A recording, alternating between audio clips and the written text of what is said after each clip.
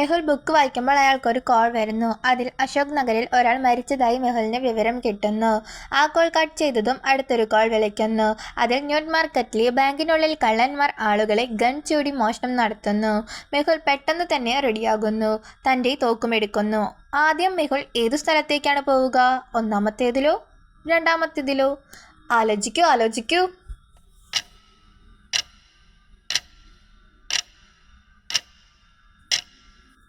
അശോക് നഗറിൽ അയാൾ മരിച്ചു കഴിഞ്ഞു. മെഹുലിന് അയാളുടെ ജീവൻ തിരികെ നൽകാനാവില്ല. എന്നാൽ ന്യൂ മാർക്കറ്റിൽ മോഷണം നടന്നുകൊണ്ടിരിക്കുകയാണ്. മെഹുലിന് ആ മോഷണം തടയാൻ സാധിക്കും. മെഹുൽ പെട്ടെന്ന് തന്നെ കാർ എടുത്ത് അങ്ങോട്ടെത്തുന്നു. ഈ ധീരതയ്ക്ക് നമുക്കൊരു ലൈക്ക് കൊടുക്കാം. അവിടെ മെഹുൽ 3 ബാങ്കുകൾ കാണുന്നു. അതിൽ ഏത് ബാങ്കിലായിരിക്കും കള്ളന്മാർ? ഒന്നാമത്തേതിലോ രണ്ടാമത്തേതിലോ മൂന്നാമത്തേതിലോ? ആലോചിക്കൂ.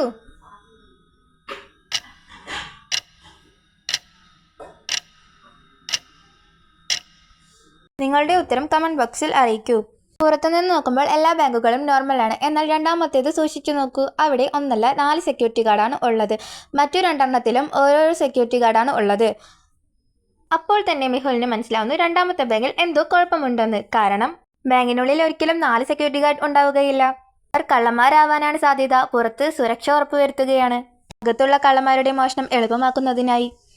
മെഹുൽ പെട്ടെന്ന് തന്നെ അടുത്തുള്ള ഗ്രാമത്തിലെ പോലീസ് ഓഫീസറുമായി എല്ലാ കാര്യങ്ങളും പറയുന്നു.